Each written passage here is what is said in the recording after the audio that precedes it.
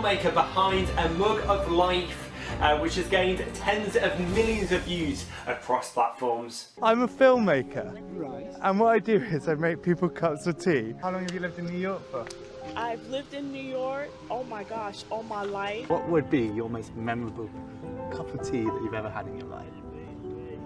That's a very difficult one. Who has also made a number of other documentaries, including one for BBC One. The last 6 months, well, like 8 months, have been the most extraordinary 8 months of my life, of making tea for people. And everyone's got a little story to be told. What do you think about the concept that has made it so successful and resonate with so many people? I think it's the idea of sharing a cup of tea with someone. I think anything can go viral, can't it? As long as it's told in the right way. Some diets I get like 20 rejections in a day. And I think in life generally, don't you? You have to get very good at rejection. At that point I thought, oh yeah, I'm going to be able to go make another film. Like that will happen. Like, I'll make another film. But the phones just went dead. And I don't want to be working on true crime programs. Like, that's not the reason why I got into making films. A quick mention before the interview gets started, there was a problem with recording a software, which means Will's video didn't record, but his audio did record, so it would just be his audio and my video throughout the interview. Welcome on the podcast, Will. How are you doing today? I'm good. Thanks for having me on your podcast, Ethan. Thank you for being with me. So if people don't know who you are, explain to them what you do. I go up to strangers and I ask them, excuse me, do you want a cup of tea? And talk to them about life. And the whole series has taken me across the UK, having these very wholesome conversations, these deep conversations with strangers who are just going on their daily life. And then I sit down on a bench with them, we get the flask out and we talk about anything, and it can go from all platters of conversations, which is amazing. Yeah, I can imagine. So before we get on to all of that, let's go right back to the start. And what were you like as a young kid? I was definitely I think it's fair to say I was a bit of a weirdo at school. Like, I was always like, I don't know. Then, so sort of, I remember when I was in primary school, and my primary school teacher was like, "Oh, do you want to try making like a little radio station?" And he was like, and because I was like really bad at like anything that was like writing or maths and stuff, but like my primary school teacher was like, "Look, here's a little radio station. Like, you can record your little radio show." And then we put it on the school's website. And it was like in 2007, 2006 at the time, I think. And I remember thinking this was amazing and just being so proud of this. Like, I've got this like little thing, and I'd get all my classmates to get involved with me with that. And that was like my first idea that, oh, I really want to work in the world of media and see where that goes and what it could be. And I didn't really I just remember just having a lot of fun with that. And sort of, then I went to like secondary school, and sort of during that time sort of getting like still not ever really like fitting in with like lots of groups of people, but like I used to like a little paper round even, and I'd save all my money up during that paper round to buy like a mixing desk so I could then do my own like internet radio station. This makes me sound like such a geek, but like this is the start of the story of how I got really into like making things. And like I would like broadcast live on this internet radio station, and it would sort of, I'd have these stories that I'd get friends in from school to come on the radio show and stuff. And like then I out of embarrassment, when I was like 18, I was like, I don't want anyone to see this, and I'm going to delete it, which I really regret now. Like, don't delete your podcast, Ethan. Whatever, do not don't delete your podcast, because that will be something that you will treasure. But I went to university, and there I did politics at uni, but I spent more of my time doing like student radio and media and student TV, and just playing around making films. And like at that point I was just really getting into using cameras and having a lot of fun making all sorts of films. And that, I think at that point I realized that radio's not for me, but like playing with like video and like cameras and telling stories. And I did this thing where I brought a motorbike in Vietnam and I rode it from the top of Vietnam all the way down to the bottom, and I made this really lovely film about like the whole journey of motorbike in Vietnam, and it was amazing. And I was like, oh my gosh, like I can tell a story that can be compelling, emotional, and touching, and this is awesome. So at that point, I remember I posted it on YouTube, and the film just sort of rocketed. And like at university, everyone was like, "Oh, he's the kid who like drove a motorbike down Vietnam," and so like that was the first time I had ever had an experience of making something and seeing it being really, really popular online. And then sort of for the next few years did the classic university, having a lot of fun and stuff, and graduated university. Well, like at university, actually, me and my mate Callum, he came to me and he was like, "Oh, like I'm going to be driving an Indian tuk-tuk around Europe. Do you want to follow me?" And that was like my next like documentary idea that I did, where it was sort of this film about him driving an Indian tuk-tuk around Europe. And I made this documentary about him, and we ended up sort of doing all these crazy things in the tuk-tuk, sort of racing the tuk-tuk with supercars and all sorts of insane things, sort of being with the world champion in candy making. And like I made this documentary, and that was like my first documentary that I saw, and we put it on Amazon Prime. And like, this is a secret, but at that time you could put a film, and I don't know if you still can, but you could put a film on Amazon Prime if it looks like as easy as it is to put a film on YouTube. But everyone thinks it's sort of like this really privileged thing to have. It's like, oh, here it is on Amazon Prime. And because of that, sort of like BBC Norfolk came and did like came to our premiere of it, because they're like, oh, it's going to be on Amazon Prime. And it was just this massive thing. Like the whole university was so excited, they put like a little billboard of it. And like all they didn't know that actually we had just literally uploaded it to Amazon Prime. Anyway, it was still awesome to see that film go out. And it's very cringe inducing now. And that sort of led to me leaving university and sort of find myself at this place where I just wanted to make like documentary films and docs and stories about humans. And it was at that point that I decided to I found like, well, a friend of mine had like sent me a message of being like had sent me this message of being like, oh, there's this girl who's sailing across the Atlantic Ocean who's got cerebral palsy, and she's like, she can't walk across the road on her own, but she can sail a boat, and her dad's invented a system that allows her to breathe in and out of a tube, and she's planning on sailing the Atlantic Ocean.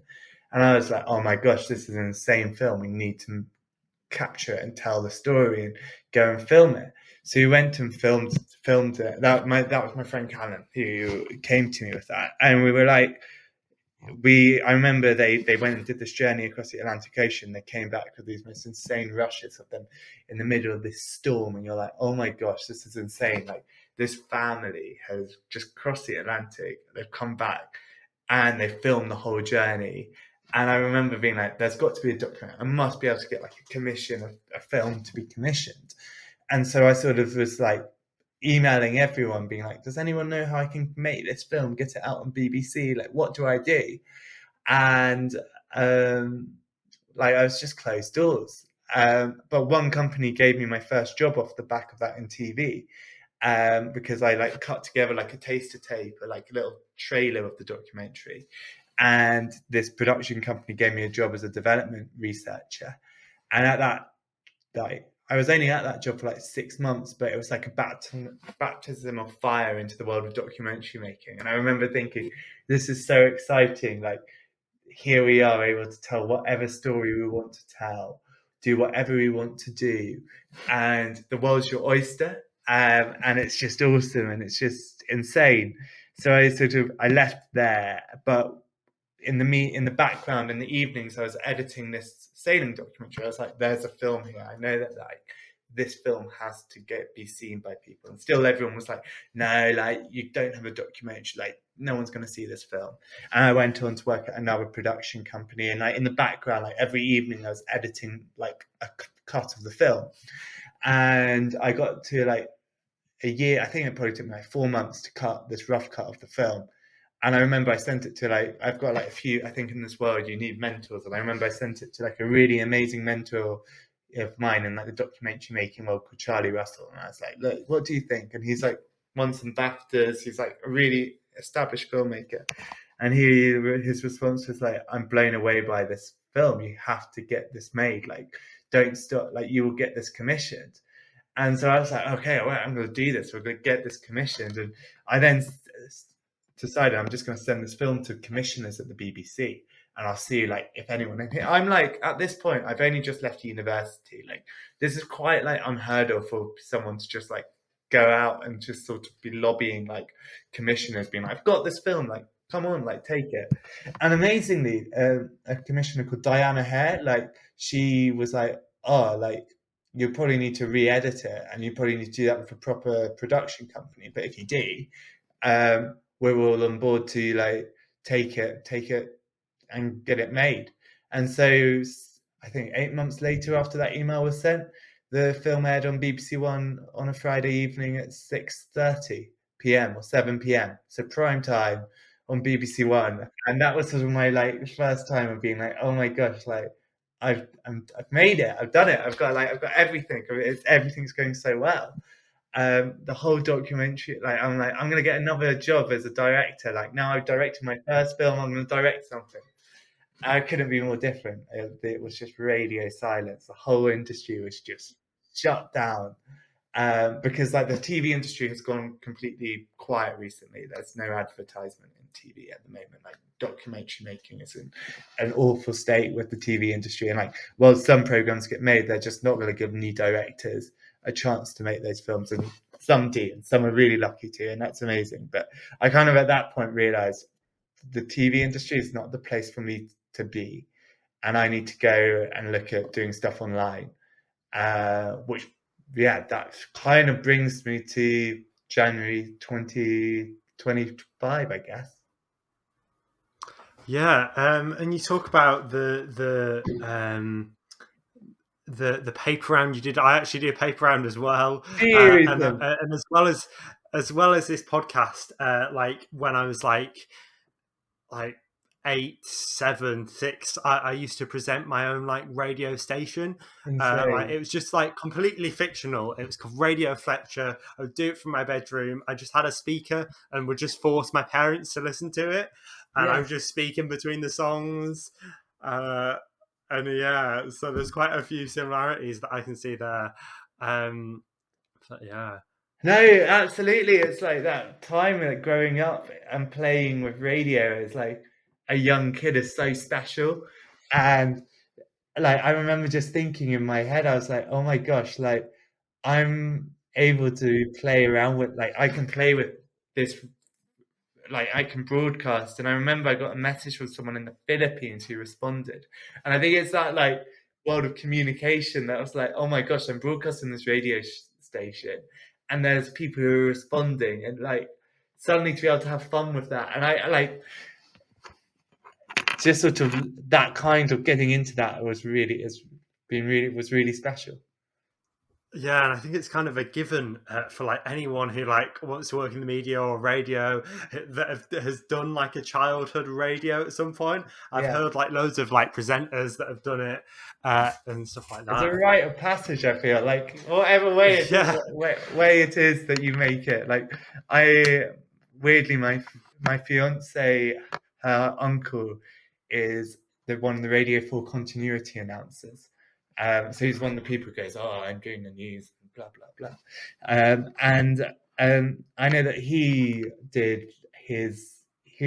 sort of, when he was a kid, he used to sort of always be playing around with cassettes and doing radio stations with cassettes, which is awesome.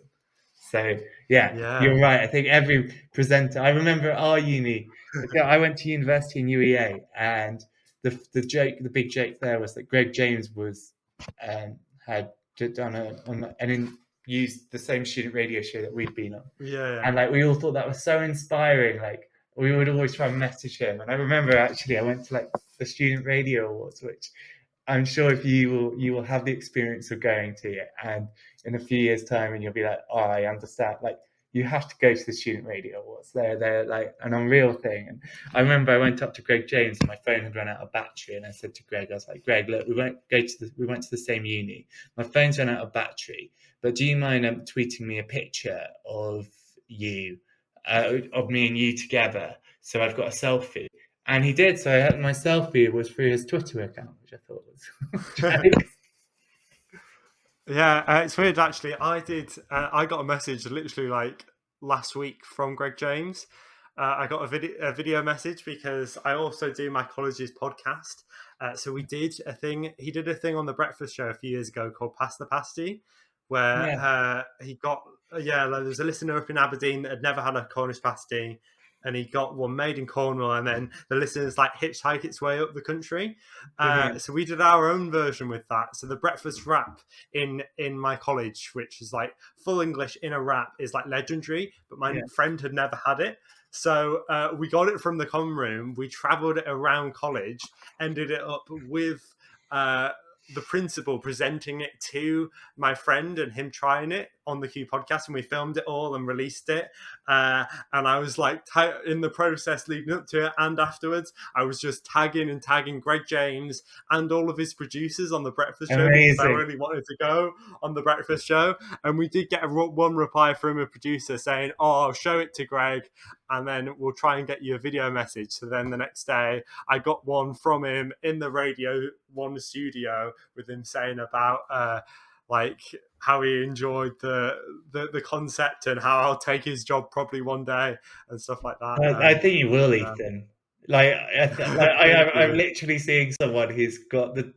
I think that's the thing about this industry, like the side of the media industry, right?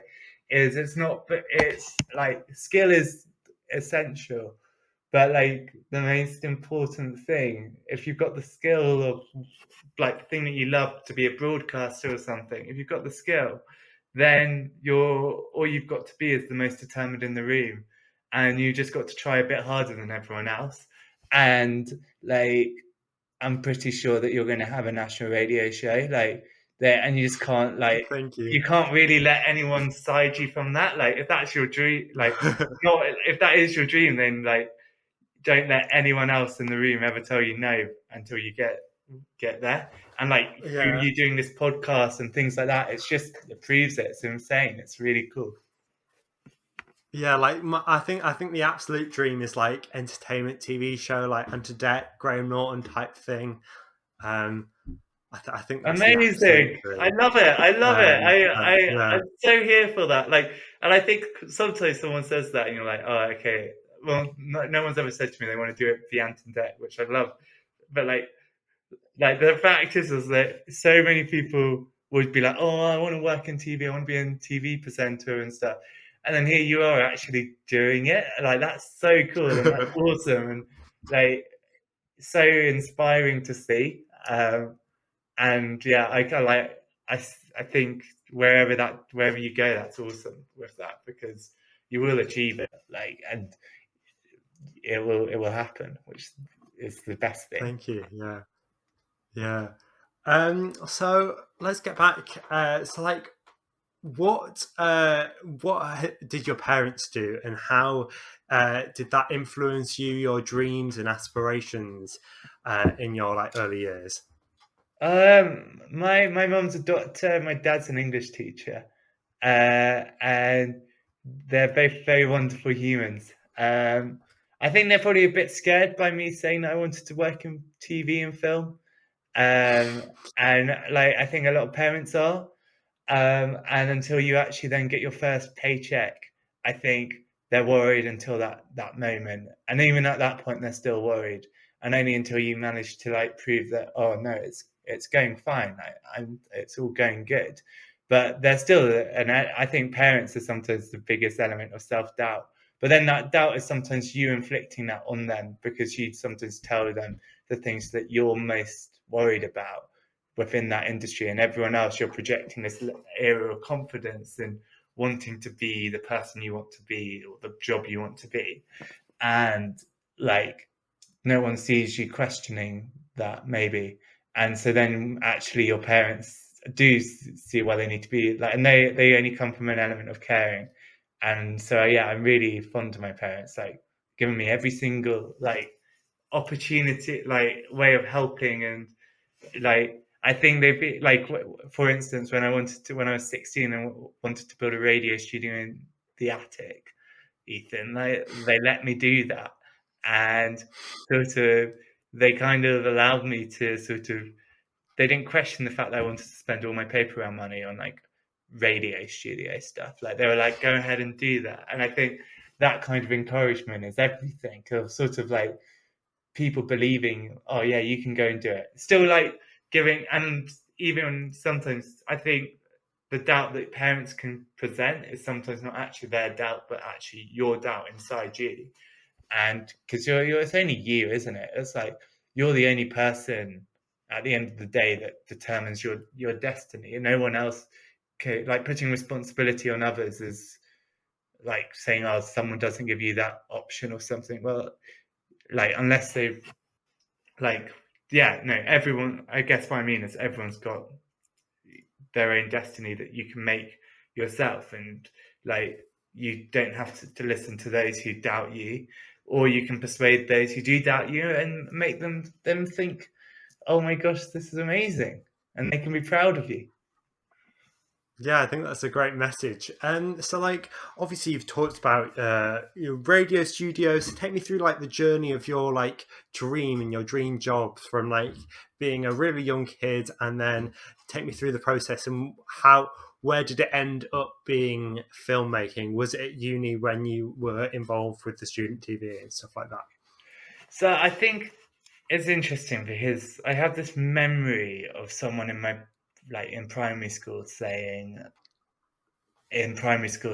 that they like saying to my mum, which was like, oh, he's really good at talking about like with us, talking with me whenever there's something a bit complex that needs to be navigated. And I that doesn't really mean anything. Like at that time, you don't really think about that. Like, what do you mean? But it's like being that comfortable human. And like growing up, then I went to university and started getting into making documentaries about other people and like making people feel relaxed. And then I remember leaving university and seeing other people doing like having to sit in TV studio, like TV interviews. And so I did lots of documentary filmmaking.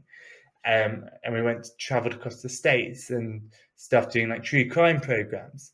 And I kind of, in that moment of seeing all of that going on and watching other people do interviews, I was like, they're not like gauging that level of like intrigue, like they're not emotionally like responding to someone, or they're not like looking at them, like they're getting distracted, they're on their phone. I saw one, they call them producer directors in the industry. I saw one producer director on their phone while they were doing an interview, and and it was sort of this realization that I was like, these people really can't work. And I remember the first day I was still a researcher, and I got on a TV show about extreme weather, and it was during COVID, Ethan, and at that moment I was like, okay, so what's this going to entail? Like, what's going to be involved in making these like extreme weather shows? And basically at that point, it was either doing Zoom interviews, where you would do a Zoom interview with someone who'd gone through an extreme weather front. They'd like nearly lost their life through a tornado, a hurricane. And I watched like this person do the interview and do such a poor job at interviewing this person that the person on the other side of the computer couldn't feel less detached from the whole situation. And I remember I was just like, I can't stand, like, not, I can't, I just like, I was watching this, I was like, this can't go on further. And so like, I was like, oh, I can do all the Zoom interviews going forward. And obviously this person was like, oh, that's great, because I was just going to make their job easier. Because I was meant to just do the researching and notes of the interview, and then someone else would do the interview. And like, suddenly it was like, something clicked in my brain, which was like, I can interview people and talk to people about something that's really scary or worrying, but be there and be caring and be supportive to them, and not do it in a sort of like exploitative way, and sort of help guide someone in something that's really, and just give someone the space and time to tell their story without feeling like they're having lines thrown to them. And that really upsets me. It's like when you see someone doing an interview and like it sounds like lines are being thrown, and like, yeah, as a filmmaker or as an interviewer, you've got maybe a soundbite you want to get, but that soundbite is going to be 10 times worse if you go in with something that's like prescribed, like, oh, we want to get this. Whereas if you go, oh, I have no idea what I'm going to get from this person, but I know I'm just going to listen and just react to where this conversation flows. And so it's kind of on those kind of TV programs that I kind of learned how to go and do interviews. And that kind of then got to the point where I was doing this weather show as a researcher, right? Like, it's unheard of people, researchers, to go out and do a shoot on their own. And there was a volcano that had erupted in La Palma, Ethan. And this volcano had erupted, and the whole team was sort of like, oh, we can send out a professional camera crew and stuff. But it was at the same time that COVID lockdown was happening. The volcano was taking more and more houses. And I was like, guys, look, to this whole production team, I was like, guys, trust me, I can go out there on my own. Give me a camera and a tripod, and I'll go and interview three people and come back that day. And I'll come back with some really lovely interviews. And I remember they call them like series producers, and the series producer on that production company was like, okay, all right. Like, and I guess I wasn't like an awful not to lose. Like, they'd already got some Zooms that they could make this show work if it needs be. It wasn't like the best caliber show. So it was only going to cost them sort of a few £100 to send me. And so I went out, and I remember they made a full episode just dedicated to this volcano. And that was purely because I'd gone out, shot all of these 3 different interviews in one day. Like, looking back on it, like, that's wild that you're allowed to do that. But it's like that confidence that you get from things like that you realize that actually the confidence of going out to talk to someone, and well, we can all do that. We're all human to be able to do that. And just because someone's got a job title doesn't mean they can do it better than someone who doesn't have that job title. Especially when it comes to like interviewing and asking questions, the most important thing is us being human. And so that's kind of where I sort of just learned that love of sort of asking questions, talking to people about life. And yeah. Yeah, and I think that skill really reflects in your videos, because like you manage to get so much emotion, so much of their life story out in like a really short interview, and just having just met them like randomly, you managed to get like such incredible stories and emotions through in these videos. Yeah, absolutely. Like, that sort of like leads so lovely to like, yeah, what I'm doing now, what I've been doing since January, which is, as you said, like going out, making people cups of tea and chatting to them about life, and having no pressure about the questions that I have to ask. Don't feel like I need to get anything from them, and just listen and just be there as a listening tool. And like, the most important thing with that is that these films where I go and make cups of tea for people, that they feel better afterwards. And if they don't feel better, then that film shouldn't be going out. But yeah, like the last 6 months, or like 8 months, have been the most extraordinary 8 months of my life, of making tea for people and having something be so successful that I can work on it full time with my best mate. And the whole journey of getting there, like the journey of coming up with, I don't know, like you want to talk about that, but like the journey of me making, how I came up with the idea and stuff. But it's just sort of wonderful to be sat here now. It's the end of October, and I'm like, I can't wait till tomorrow to go and make some more cups of tea. Like, it's something you just don't get bored of, because it's talking to people, and you can't get bored of talking to another person, I don't think.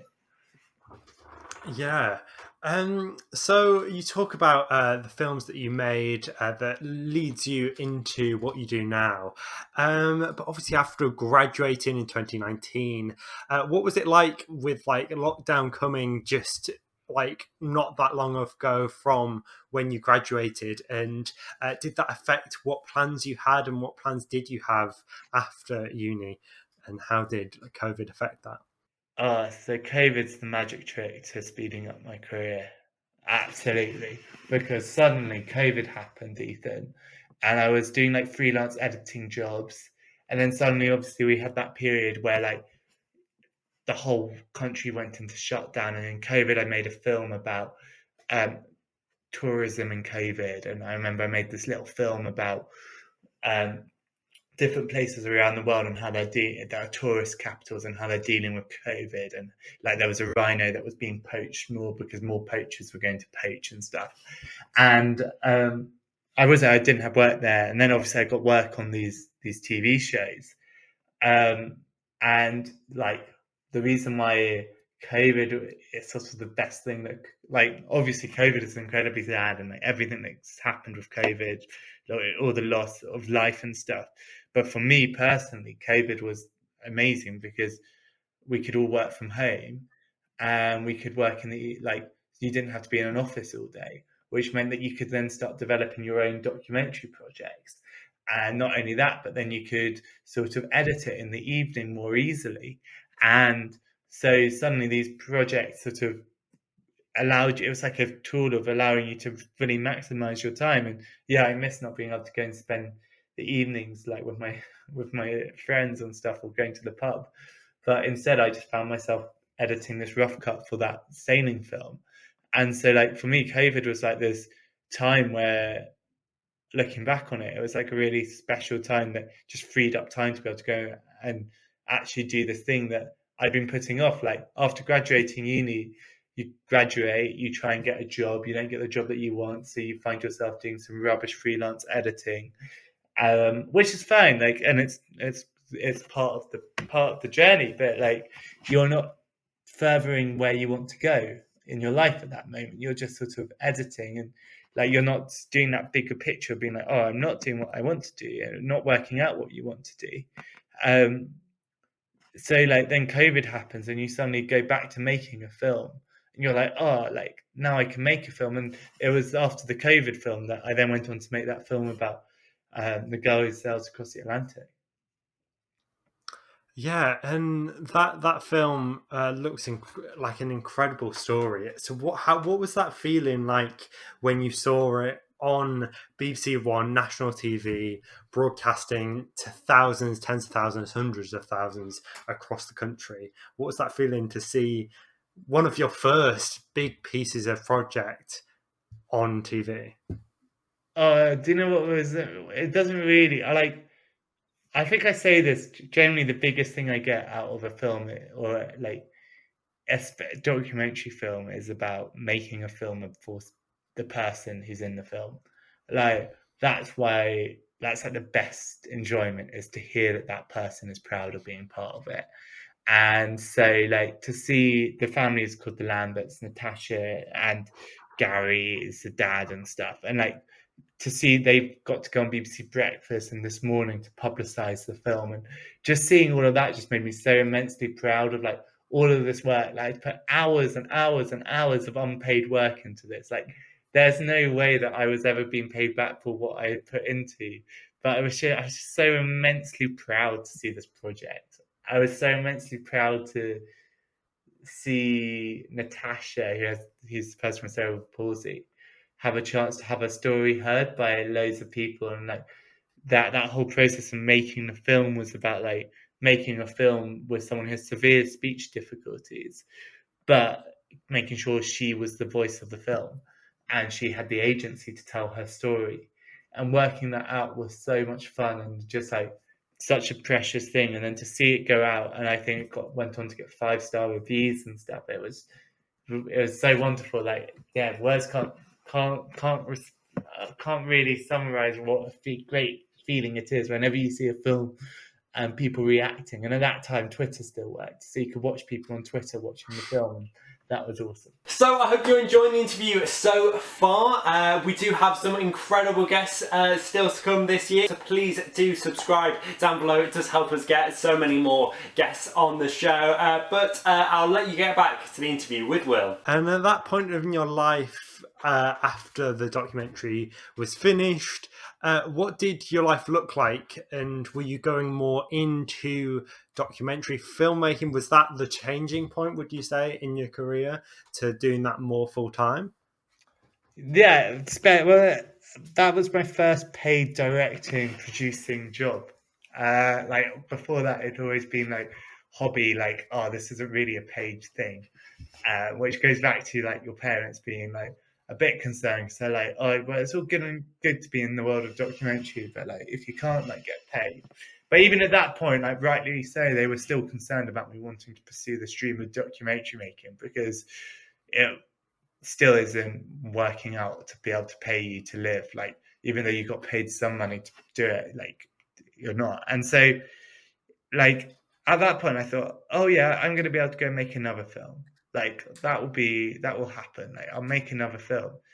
But the phones just went dead, and at that point I actually had to go back and be an assistant producer on another true crime show. And I really don't like doing true crime. Like true crime for me, it's everything against about like why I wanted to get into filmmaking. So like these true crime shows, like to tell you how they work, Ethan, they work in a way that you go to the States, but first of all you've got to have done 3 or 4 months in like these are the Netflix true crime shows that are like, they're a bit better, but it's still, I think it's all the same, right? They're all a story about someone who's lost their life in a tragic murder.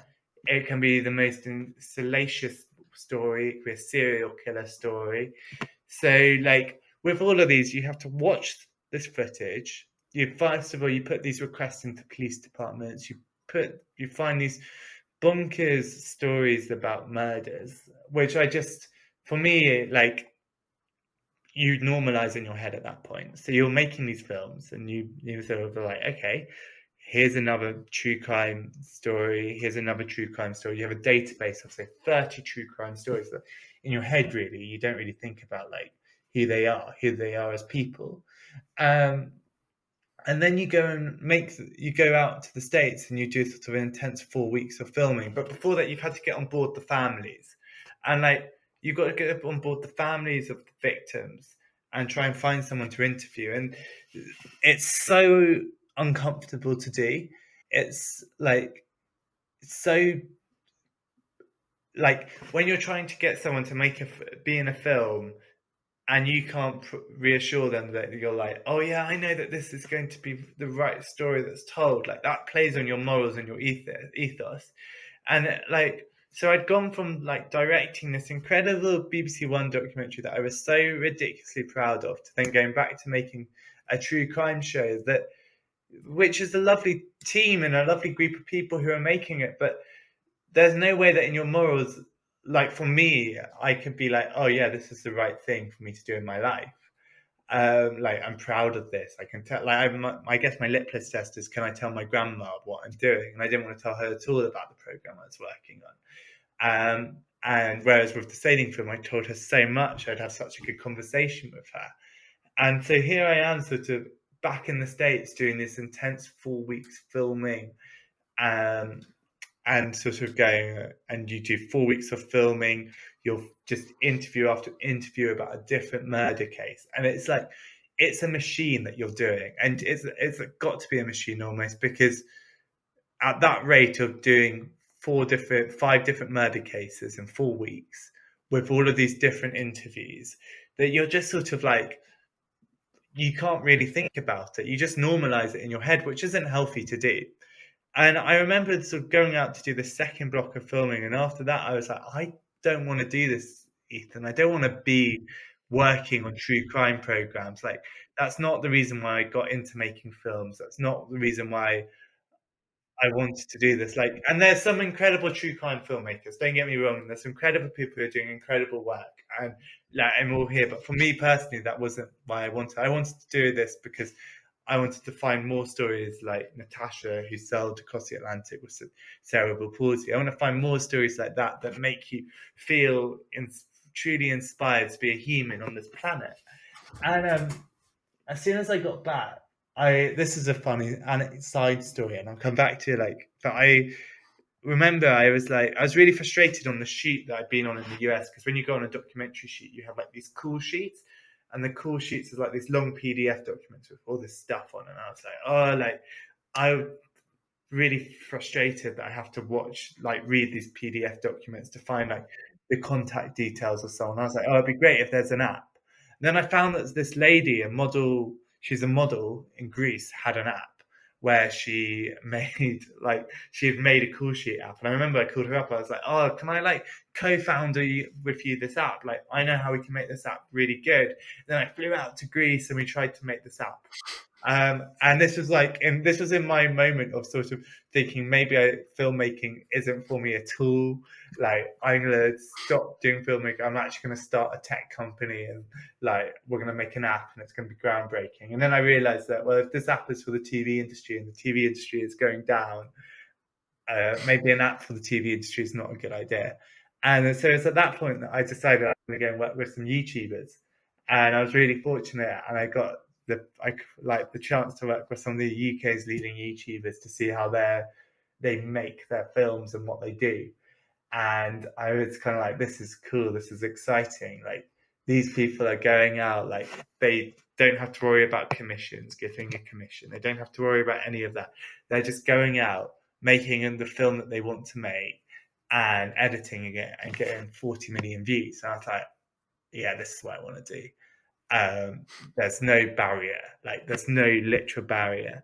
And so I spent a year doing that, and sort of knowing that knowing that I wanted to be a creator myself and not just making for others. But I learned a lot from seeing others make for others and going from all the different sides, and going from a really good production company which makes the best documentaries to going to work on a true crime documentary series to then working with these YouTubers, and all of that stuff sort of came together, which must have been December. Yeah, well, December last year. And I remember thinking, I went on holiday with my sister to Morocco, and I was on the plane there, and I was like busy, like putting into notes like ideas of what's an idea that could work, what's an idea. And I knew it was an idea where I wanted to talk to people. I knew it was an idea that was like, but I didn't know what was the connection. I didn't know how I was going to talk to people. I just knew that I wanted to do this series where I talked to different people about their lives, but like I knew there had to be something more to it. And I'm on holiday with my sister. We're in Morocco. We are in the middle of the Atlas Mountains, and we're staying with a guy called Abdul in his farm stay, which is literally in the middle of nowhere. There's no internet. There's like one light bulb, I think, and there was electricity through solar panels. And we're sat there in his sort of kitchen, and he's cooking us a chicken curry. And he says, "Oh, I've got 2 other people who are coming to stay with us." And it turns out these 2 other people who are staying are philosophy Cambridge graduates. And we're sat in this room, and he's cutting this chicken, and like this raw chicken. We've got Abdul with his life there.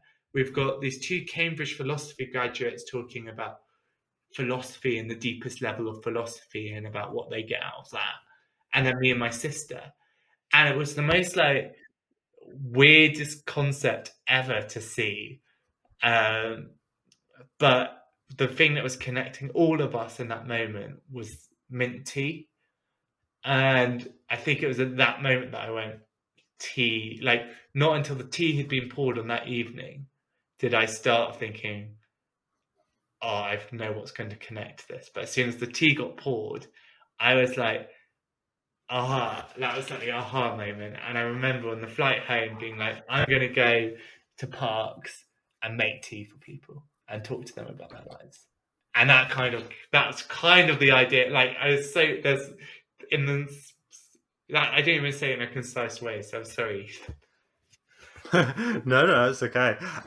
So like, what was the process of making that first video, going up to the first person and asking them, like, were you nervous about doing it? And what was that whole process of the first upload, setting up the accounts and uploading that first video? So the first person I went up to was an artist, and they were a painter. And I remember being absolutely petrified. I went up to them and said, "Excuse me, do you want a cup of tea?" And they said, and I was thinking they're going to say, yeah, no. They're going to be like, who's this weirdo? But they said yes. And we sat there and had a really good chat. And I messed up the filming, so that one's never been seen. But I was like, oh my gosh, like this is going to work. This is an idea that's going to work and go somewhere. And then I went and tested it out again. I did it a second time, and I was like, okay, this is working, but I need to get better at my questions. I need to be like more hopeful and more beauty. Like, we can't just be talking about the downside of life. And then the third person I went up to, it was a sunset evening in Regent's Park. The sun was setting. It was a glorious evening.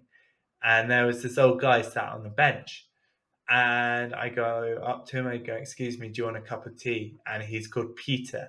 And he's one of my first ever videos that I post. And he had the most lovely story about his memorable cup of tea being the story about his first week of university with a friend who's no longer here and how the tea had got him out. And I remember walking away from a tea with Peter and being like, I've got it. I've got something so lovely and so special and so unique that this is going to go somewhere. And I didn't know what the response was going to be. I didn't really tell anyone. I remember I told a few friends at a party like a week before, and everyone was like, oh, that's fun. Like my fiance Emma, she was like, I don't think anyone's going to watch that. My mate at Sky, who's like a Sky cameraman, he was like, I don't think anyone's going to watch that. And then I posted the first chat because I'd recorded recorded a few chats being like, this might blow up. Like, I'm going to record a few just in case. And I remember thinking, do I go and film a whole load before it blows up, or just film a few? Because I was thinking, this is so special. I haven't seen anyone. Like, maybe it will blow up. Like, I think when you're like with that, you're like, I don't know if it's going to blow up or if it will do. But if it does blow up and become successful, well, will people not want tea made for them and stuff? Anyway, so I had filmed two that I was happy with before I posted the first one. And I posted a lovely guy called Brian, who ends up being friends with Robin Williams. And in the first half an hour, it had 1,000 views on TikTok. And I remember going, like, and this is an account I haven't told anyone about, right? So I know that doesn't sound good, but like, it's like an account I haven't told anyone about. Like, and 1,000 people had seen it, and people were already commenting. And by the end of that day, the video had 100,000 views on TikTok and 100,000 views on Instagram, and something like 20,000 followers on Instagram, 24,000 followers on TikTok. And I was like, and it was like the first video was enough to I was like, oh my gosh, this is taking off. And I remember I was going on holiday. We were going on a ski trip that week. And I was like, okay, like I need to post another one while I'm skiing. So like the Monday I posted the old guy, Peter, and that one just flew again. And suddenly this Instagram account that had hardly any followers before, didn't exist on the Friday before the skiing trip or the holiday, had now 70,000 followers. And people being really interested. And I was just like, this is working, like this is exciting, and this is going somewhere. Like finally I've come up with something, but not only that, it sort of erupted into this beautiful thing, which was amazing. And I was a bit terrifying at that moment, because I was a bit like, oh my gosh, am I going to carry on? Am I going to be able to find more people to make cups of tea for? Will people want to do it? But I've been proven wrong there, because it's just gone from strength to strength, and the stories have just continued to evolve. And I'm not bored of, as I was saying, I'm not bored of going to have another chat with someone about like their life, which is amazing. Yeah, and like that first video that like went viral, seeing those views and comments and lovely like comments and messages flood in, and the views go up and up, how did that feel like to see that your work that went on to be seen by millions and millions of people? How did that feel? How did it feel?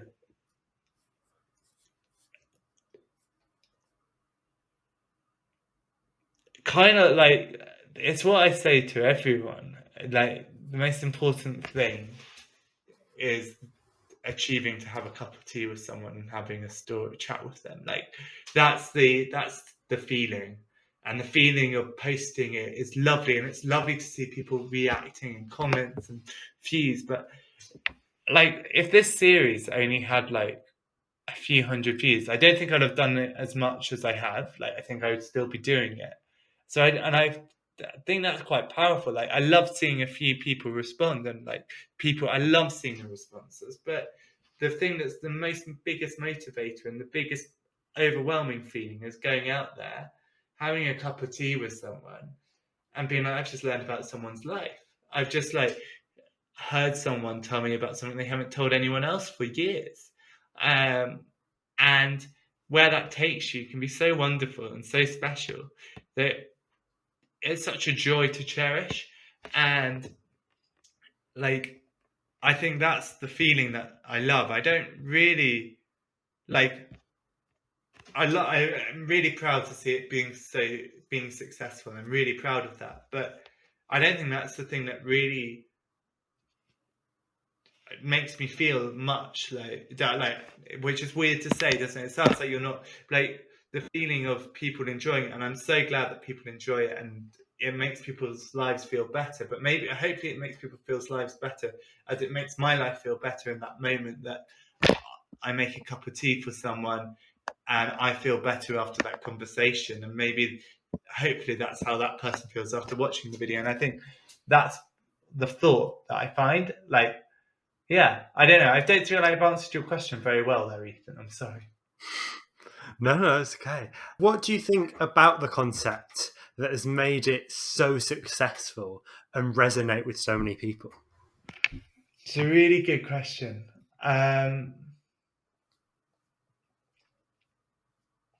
I think it's the idea of sharing a cup of tea with someone, and giving a gift to someone and making them feel warmth. And like, in a world where people are always taking, this is something that's giving. And I think that's really special and really wonderful. And like, that's charming. I like to see. And so to see people really respond to that, especially when there's like this world of people making short videos on TikTok and Instagram, which is like, let's try and make this person look silly. Here it is the complete opposite. Here's this project where it's about installing humanity into us, like about us being the humans that we should be, which is and it shouldn't be weird to go and have a conversation with someone, and nor should it be weird to go make someone a cup of tea. Yeah, and you talk about like almost going against what content that you see a lot on TikTok and social media platforms. So do you upload the video not really thinking about how do I make it successful? Do you just focus on the story, on the person, just the story being interesting and the video just feeling warm? It's a really lovely point, a lovely question, because like, I think the thing is it's warmth. It's like, if a conversation has that level of warmth that just attracts you, and it can be in a 20 or 30 minute conversation, 15 minutes of that conversation is so warm that you just want to share that warmthness to others. And sometimes I'll have tea chats and we don't have that warmthness, but we still have a lovely conversation. But that video, I won't publish it because there's not that level of warmthness. And I want to share that warmth that sort of makes people go, oh, this is wonderful. And to be able to see that is the most important thing.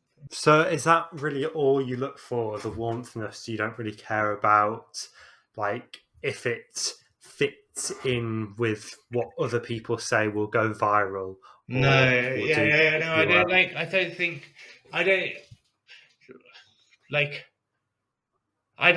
think anything can go viral, can't it? As long as it's told in the right way. And it's like, here I am trying to tell stories that will often not go, like the mass media would be like, oh, like celebrity culture is way more interesting. But here it's predominantly it's ordinary people just with telling their story in a lovely way. And that's such an important thing to cherish. Yeah, and I think that's really important to have that almost like anti-movement to just more slower videos, slower conversations, and that more warmth of a feeling. that you get from your videos and others. Totally, yeah. And like to have just to share that element of humanity, that it's like we should go out and chat with strangers, like go and have a chat, it'll make your life feel better. It's like made my life like feel insanely good, like to have conversations with strangers. I love it. Yeah, and so like, how do you find it now that you're months and months down the line? How do you find it going up to people, and what would you say the rate of rejection is, that people say no? And is it ever like almost angry a no, or is it always just no thanks? How many rejections do I get? Sometimes I get like 20 rejections in a day, but then like I'll have a day where the first person I go up to says yes, and I'm like, yeah, that's success. So like, but like the rejections just boil down into one thing, which is nice, which is always good. And like it's always like I don't really like, you have to get very good, and I think in life generally, don't you have to get very good at rejection and realizing that rejection doesn't mean everything. Like there's some forms of rejection obviously which is important, but like rejection in like trying to find someone who will say yes and trying another person who will say yes to something, like if you get bogged down with the first no to whatever, like your job, like when you're trying to go out and get a job and you get the first no and you take that as the only answer, then your life isn't going to move far past that no. And like I feel like realizing no actually means nothing when you're trying to find someone who says yes, because you will find the person who says yes to whatever it is in our life. Like we'll find that person who will say yes to that thing we're trying to achieve. It's just, you've got to like, it goes back to that sailing film I made, and the girl with cerebral palsy, she had this analogy which is like, you've just got a wall and you just got to keep on knocking on it until it breaks down. And I think that's just like such a wonderful analogy of life. It's like we can keep on knocking at a wall and eventually it will collapse. Yeah, and do you think that thinking of not taking no for an answer and doing it and asking more and more people has developed over the time of you doing it? And how, if you got that no, if that artist on the first day said no, do you think that would have changed? Yeah. Or do you think that you had that feeling that you would have gone and asked other people? If I'd had a day where on the first day 20 people had said no to me, I don't think I'd have carried on. But because the first person said yes, it made me realise that there's always going to be someone who's going to say yes, however many no's you face, which is always wonderful. Yeah, and it's amazing to think about that one person. If that one person said no, you might not be here today doing this. Yeah, and it being such a success, and then not even knowing about it. Yeah, no, I owe so much to that artist, and it was a wonderful conversation. And it would have made a fantastic mug of life if I hadn't have messed up the filming. Yeah. So how's it been? Like, obviously you started in parks in London and you've taken it across the UK. You just recently a trip to Ireland. How has it been like traveling with it and taking it to different parts of the UK? And do you have plans of taking it more worldwide than that, or do you think it is quite a UK specific idea of having a cup of tea and chatting to someone on a bench? Ethan, I think that like doing it in the UK has been amazing. It's incredible, and like and Ireland was amazing. Ireland really proved that it can not just be in the UK. And actually next week we're heading off to New York to try it out. So I don't know how that will go. Maybe you'll never see my trip to New York, and it'll never be published because I didn't find anyone for a cup of tea. But I think that's going to be proved wrong. I think I'll find some amazing storytellers. And that is what you're on. You're on the hunt for the best storytellers who don't know they're the best storyteller. And that's really wonderful to find. Yeah, what would you say some of the best life advice that you've got from these strangers on a bench? Not life advice, but I find it really comforting because our life is scary, isn't it? Like our existence on this planet, and you're like, what happens when you die? And like that's what I've kind of found myself thinking about loads when I've started doing this. It's like, I don't know, you're talking to so many people, you become really aware of our existence as being human.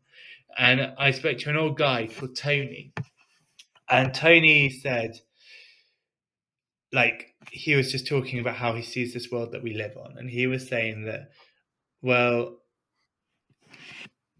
like, he was in the City Isles, and there was a girl sat on a beach, and he goes up to this girl and he says, "Do you think heaven's better than this?" And the girl says, "How do you know this isn't heaven?" And for me, I think that's not advice, but it is advice, because it's advice about our worries in our heads, isn't it?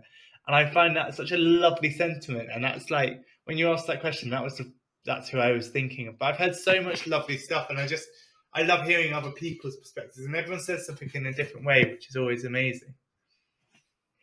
Yeah, I can imagine. And who's like has been the most interesting person that you've come across? They're all just such wonderful stories. I can't really choose, Ethan. Like, it's as much of a cop out that sounds, I just can't, because everyone's so wonderful and everyone's has so much of a story that to choose one would be like choosing. You can't really. It's not a thing where you can choose. I know people have favorites when they enjoy watching and they go, "Oh, that's." But for me, each one is just such a lovely experience. I can't really have a favorite, I don't think. Yeah, and I feel like watching those videos give you a perspective and show you that like every single person has such an interesting life story, and you don't know when you like walk past people, when you're on the train, all of those different people have so interesting life stories. If you were to delve into them, it's just so interesting. Totally. We've all got our different lives going on. Like, you're in a train station, you watch all these different people moving around and walking around, and like everyone's got a little story to be told. And I think to understand that, it's really important to understand that we've all got a story, and we've all got a story that's worthy to be told. And it's not just those celebrities that are worth hearing the story, others are also worth hearing. And like, I'm like open to interviewing anyone on this. Like, I'm open to interviewing celebrities and as well as strangers. Like, I don't want to stop anyone from having a reason why I wouldn't have a cup of tea with them. But I love the fact that a cup of tea with the ordinary person is the most precious conversation, and not ordinary but extraordinary. And it's finding extraordinary. It sounds so cliche, but it's finding extraordinary in all of us. Yeah, and I think it's really important that we like realize that loads of people have their own different lives going on, and as you said that you're open to anyone, and you have had a few celebrities on. So how has that been, having that sort of conversation, and does that feel different to just the random stranger? I prefer just being a random stranger. Like, that's what I'm really comfortable with. I'm really comfortable, and I love the fact that we've all got a story and to be able to cherish that. But I guess what I mean is I don't really want to be afraid of telling someone's story, like, and saying that person can't do it. Like, I wouldn't say to anyone they can't do it. So why should I stop someone with a certain profession or a certain job, or just because they're known by X amount of people? I think they have a chance to have their story told, or a lot already. And so it's lovely to find people who don't know what their story is, and to guide them in showing them their story. And I think that's what good documentary does, is it helps people who can't tell their story tell it. And being able to like, documentary for me is like, if you had a pencil and a pencil was a blunt pencil, we're all like, that's us, like, we're all humans, right? And then in the documentary, you sharpen the story to make the person be the best they possibly can. So when you come to write it, you're not just writing with a blunt pencil the story, because it's not very clear at that point, because all the words are smudged and stuff. But with really good documentary making, you're sharpening the pencil. So then you come to write the story and you can really clearly see it because it's a sharp pencil. Does that analogy work? I don't know. Oh yeah, that really does make sense. So like, who's the most successful / like famous person that you've just stumbled across that like maybe you didn't recognize or know of? I haven't had anyone like, I guess going back right to the start was the guy who was friends with Robin Williams, but he wasn't like, ultimately he was a celebrity to some people. I really haven't had that many like stumbled upon celebrities, which is good. Getting more and more celebrities requests to be on it, which is funny. Yeah. So what does like a day in your life look like when you go out to film some of those videos? What does a day in my life look like? I have to first of all go and buy the milk and fill up the flask. Then I'll go out to a park, and if it's a good park, I'll know pretty quickly because there'll be lots of people sat on benches on their own. I'll go up to the first person, I'll go, "Excuse me, do you want a cup of tea?" And they'll probably say no.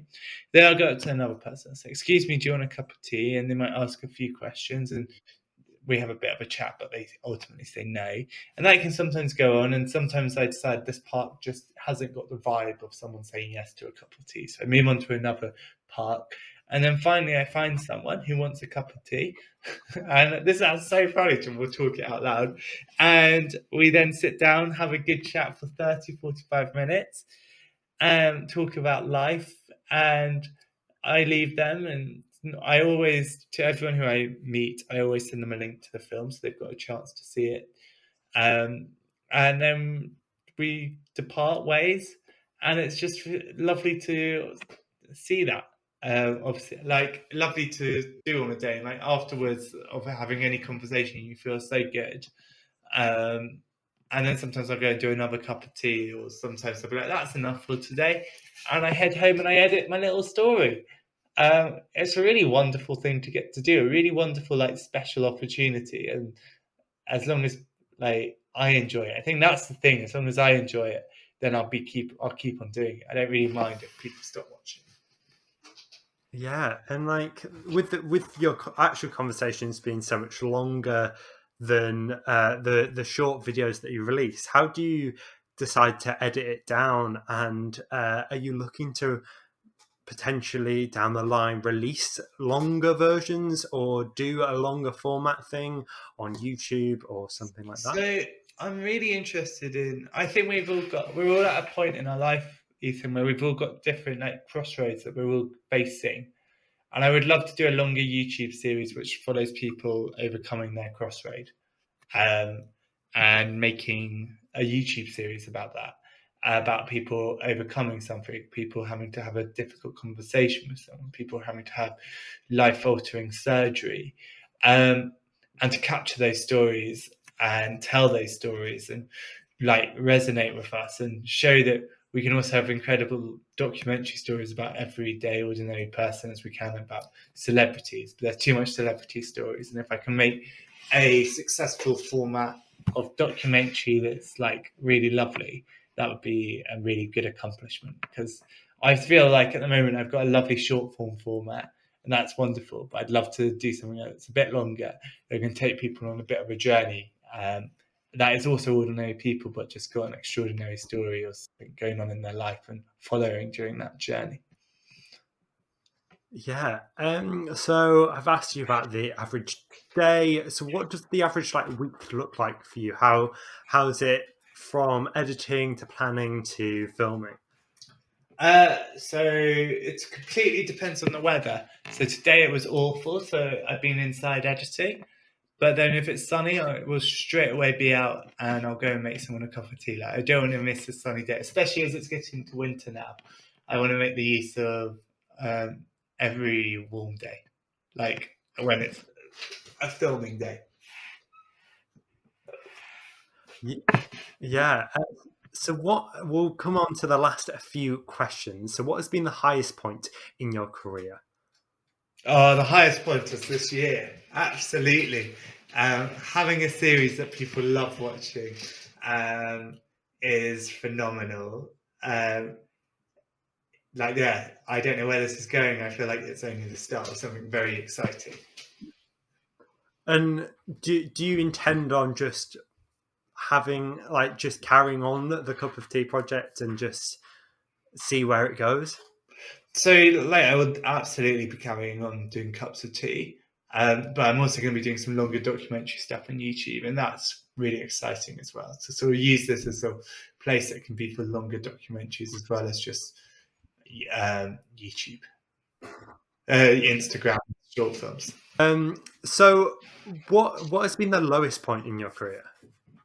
The lowest point was definitely after I'd released my first documentary and not being able to get another documentary made. So I had my first film on BBC come out, and I couldn't direct another film, and having to go back and step down and do another assistant producing job, which I told you about, and that was a bit of a shame to have to go and do. Yeah, and what is the next dream goal that you are chasing? The next dream goal is definitely to make a really lovely YouTube documentary series that's watched by lots of people, but most importantly, is an absolute joy to go and make, and takes people on a journey of different people's lives. And if I can do that, I'll be really happy. Yeah, and what advice would you give to someone who wants to become a filmmaker?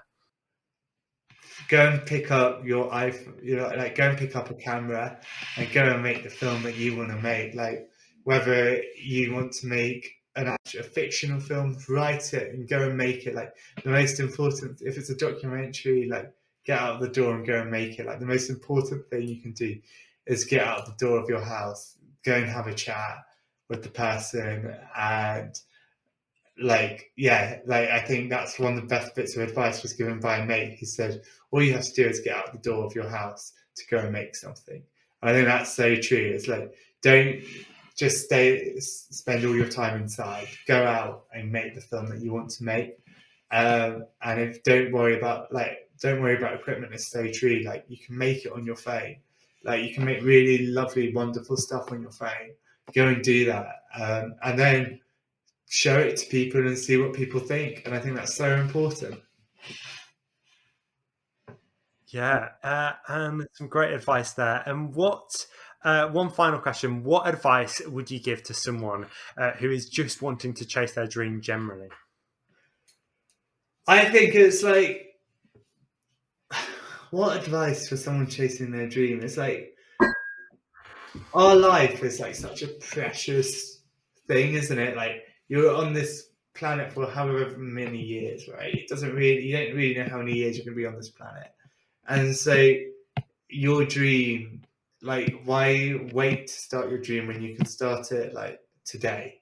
Don't ever, like, use tomorrow as an excuse, or I can only do that tomorrow. Like, no, you can do part of that dream today, whatever that is. If you're going to go on your year off backpacking, well, look at the flights and work out the cost of that trip, and then you can start thinking, oh, this time I'm going to get the money for this because I'm going to get this job to allow me to do that. Or if it's to get the job at a radio station that you want to work at, like, email the radio producers and don't start emailing them until they give you like 2 weeks placement to go and watch the radio show.